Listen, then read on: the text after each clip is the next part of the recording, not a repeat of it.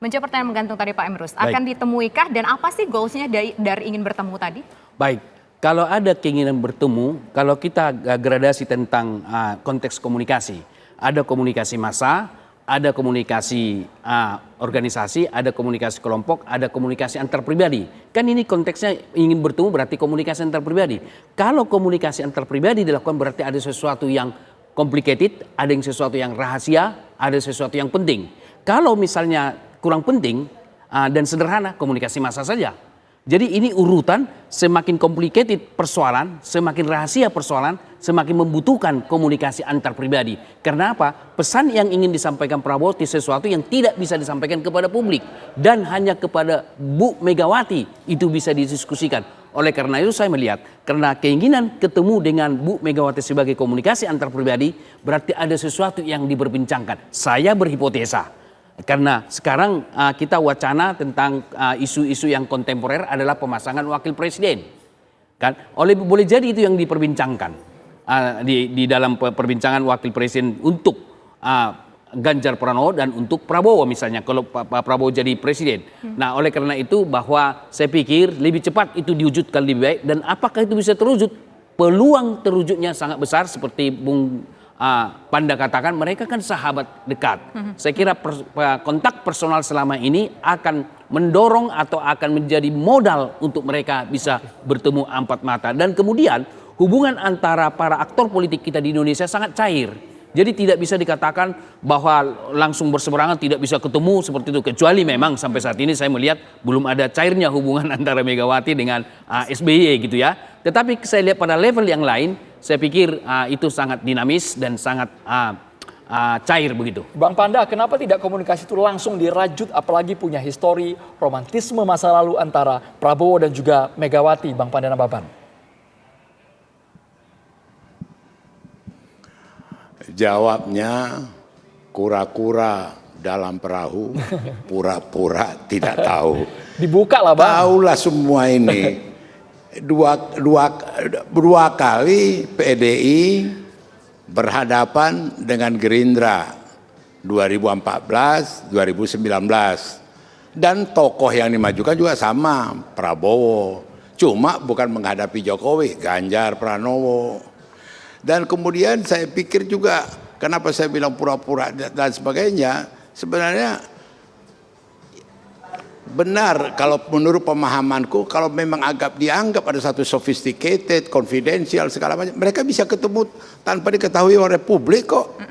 Bisa, dan mereka nggak ada barrier psikologis. Gitu loh.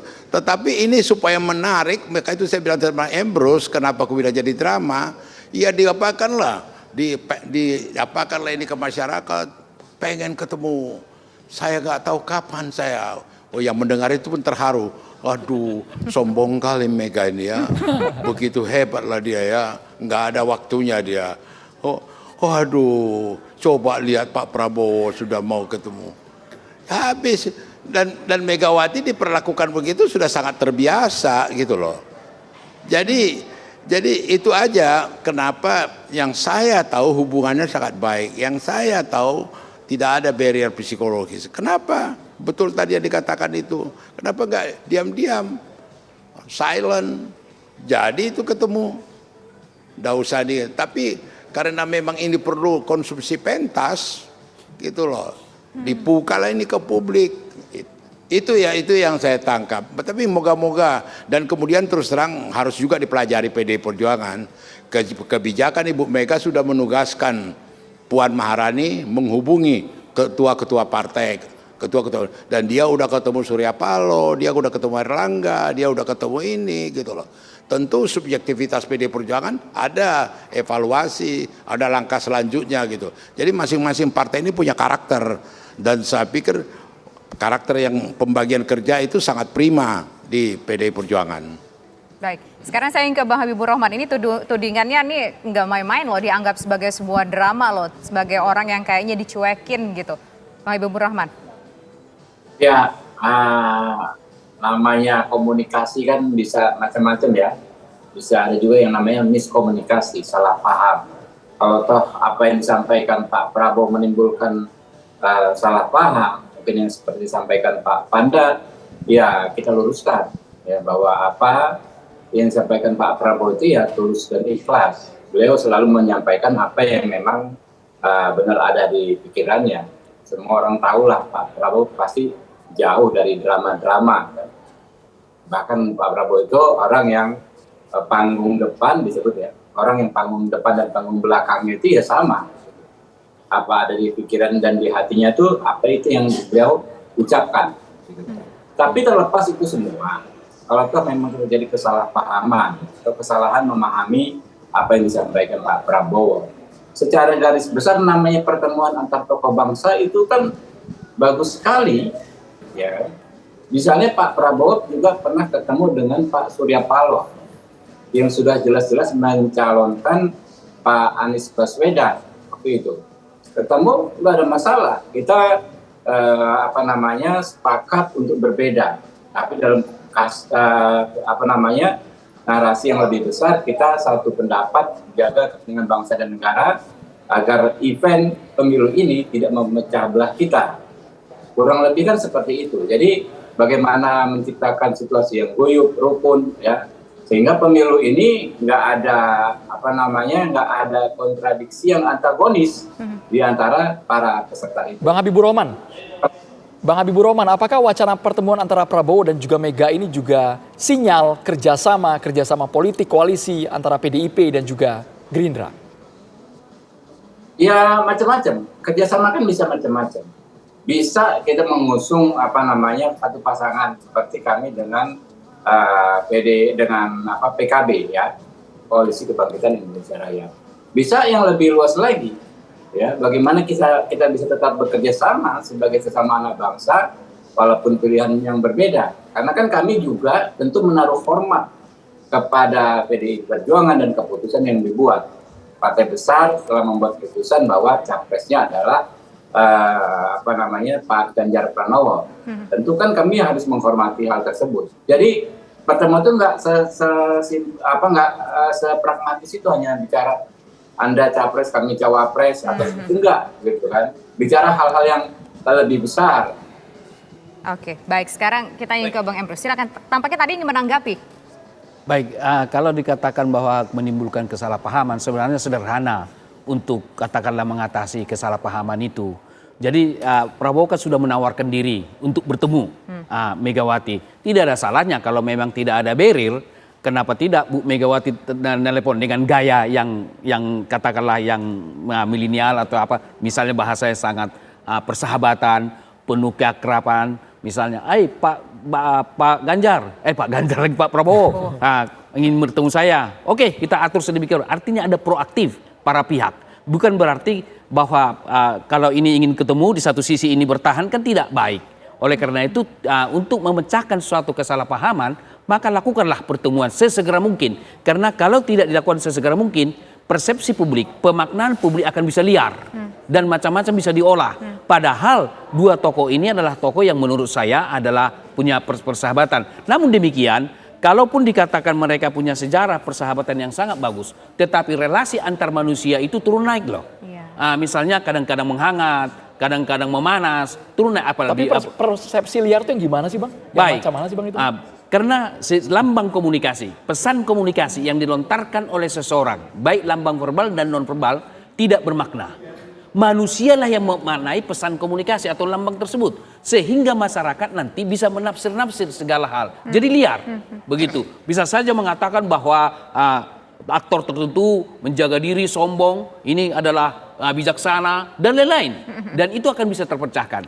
Sesegera mungkin mereka melakukan pertemuan proaktif satu dengan yang lain, membina komunikasi, itu akan lebih baik. Oke, baik. Sekarang silakan Bang Panda Nababan. Tampaknya ini pertemuan memang harus segera digelar dan juga publik harus tahu biar publik nggak salah paham begitu. Bang Panda.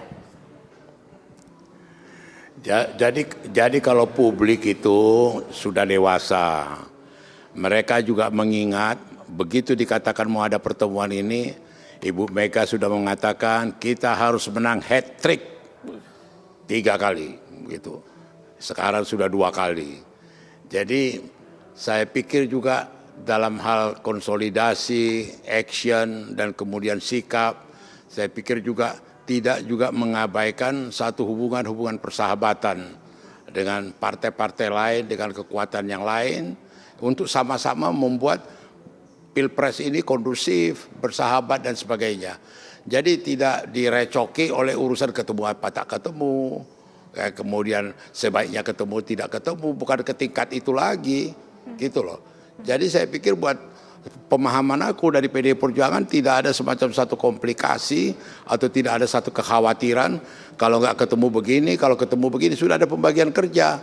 Apa yang dikatakan oleh Sekjen itu tadi, oleh Hasto itu sudah memang itu pengaturan dari pimpinan partai. Oh Puan, kau menghadapi dulu ini.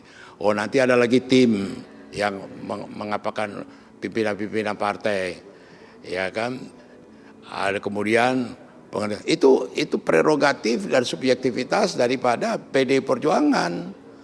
Jadi kita melihat ini, kenapa saya katakan tadi alangkah indahnya dari awal diam-diam Prabowo menghubungi Teguh Umar, tidak dilontarkan ke publik, gitu loh. Bang Panda. Sehingga bergulir kepada sesuatu hal yang Kalau ini itu berhubungan aja. dengan konstelasi politik Bang Panda, antara posisi yang satunya Ganjar, yang satunya Prabowo, mungkin masih tarik ulur masalah cawapres karena kedua parpol ini belum mengumumkan sama sekali pasangannya. Itu konstelasi, itu soal wapres, anak-anak juga tahu, anak kecil juga tahu, itu masing-masing urusannya. Urusan Prabowo mencari wapresnya, urusan Ganjar mencari wapresnya, nggak ada relevansinya, nggak ada kaitannya. Nggak ada relevan hubungannya, itu sangat subjektif. Ibu Mega juga memutuskan dengan Pak Jokowi, dengan Ganjar akan memutuskan siapa wapres yang terbaik. Demikian juga Prabowo akan memutuskan siapa yang terbaik. Itu seperti pidatonya Prabowo mengatakan apapun ceritanya, subjektivitas dia juga menentukan. Pendapat dia dengar dari koalisi-koalisi, pendapat dia. Jadi masing-masing hal ini sudah bergulir gitu loh, sudah berjalan dan rakyat juga tahu itu. Oke. Silakan Bang Emrus. Pak Panda, bahwa kalau dikatakan di dalam konteks politik bahwa itu sudah ada pembagian kerja, job description, siapa melakukan apa, saya pikir dalam politik tidak begitu berlaku. Kenapa? Karena memang politik ini kan suatu fenomena Bukan, ini yang di subjektivitas kami loh. Tunggu sebentar, dulu Emrus. Sebentar dulu Pak. Emrus, ini di subjektivitas kami. Iya betul. Enggak, ini dengar dulu, di subjektivitas kami nih, bukan berlaku kayak lain, jadi job desk gitu loh. Enggak. Artinya Pak Banda, Ini kita mengatakan ini yang terjadi dalam konteks subjektivitas politik kami, gitu biasanya tidak sesaklek seperti pembagian seperti itu. Ada enggak suatu perubahan atau katakanlah sangat cair? Bisa saja di awal komunikasi kita tugaskan seseorang untuk melakukan sesuatu karena seseorang itu adalah pesan juga, lambang nonverbal juga. Tetapi ketika lebih efektif komunikasi itu diposisikan oleh lambang sosok yang lain, kenapa tidak? Karena memang dinamika politik itu sangat tidak bisa seperti melihat kacamata katakanlah eksakta gitu ya. Misalnya suatu contoh. Ketika pemilu kemarin Prabowo sebagai antitesis daripada Jokowi ketika kampanye. Tetapi begitu selesai pemilihan, mereka menjadi satu kesatuan, menjadi koalisi daripada Joko Widodo. Prabowo menjadi menteri. Itulah suatu bukti memang dinamika politik itu adalah tidak hitam putih, tetapi sesuatu yang sifatnya interaksionis antara satu dengan yang lain dan menemukan suatu kesepakatan. Oleh karena itu menurut saya bisa saja sosok tertentu yang sudah ditugaskan, tetapi sosok ini bisa saja enggak katakanlah disubstitusi oleh sosok yang lain. Karena apa? Sosok adalah pesan komunikasi. Laswell mengatakan who says what. Who-nya itu adalah pesan. Jadi walaupun pesan saya sama yang disampaikan oleh Panda, tetapi who Panda dengan who Emrus, efeknya pasti berbeda. Bang Panda ingin langsung menanggapi demikian ke Bang Habibur Rahman. Bang Panda. Emrus, Baik. kita doakan aja lah ketemu mereka berdua. Betul, Ya, setuju. Ketemu itu mereka berdua, Oke. yakin aku. Setuju. Karena hubungan mereka dua itu sangat baik gitu loh. Oke. Jadi saya melihat tidak ada satu kekhawatiran apa. Saya malah lebih optimis mereka dua akan ketemu dengan satu cara yang indah gitu loh. Betul. Oke, terakhir kita menuju ke Bang Habibur Rahman. Karena memang latar belakangnya titik tolaknya. Silakan Bang Habibur Rahman. Akankah keduanya bertemu Ya, atau jangan-jangan sudah dia dapat sinyal sependapat. positif? Sependapat dengan aku dia. Yang Anda Nababan ya, beliau bijak sekali. Memang pada akhirnya pasti Pak Prabowo dan Ibu Mega bertemu. Ya, kalau toh belum dalam waktu dekat, ya pasti tidak akan pernah ada friksi, ya, ada konflik antara kami dengan PDI Perjuangan, antara Pak Prabowo dan Ibu Mega. Oke. Sedikit perbedaan menentukan pilihan bagi kami sudah terbiasa kami alami, ya. Tapi sejarah membuktikan persahabatan kami tidak goyah dengan persoalan-persoalan seperti itu. Baik. Terima kasih Bang Habibur Rahman, Bang Panda. Ini yang di elit sudah klop. Kita berharap ketemunya segera ketemu juga, ya ya. Tisa ya. Terima Klop kasih pasti klop, banyak. tapi pertemuannya Terima kasih. diharapkan segera Itu, ada Tisa. begitu ya. Baik, terima kasih Iya. semua narasumber kami. Selamat petang semua.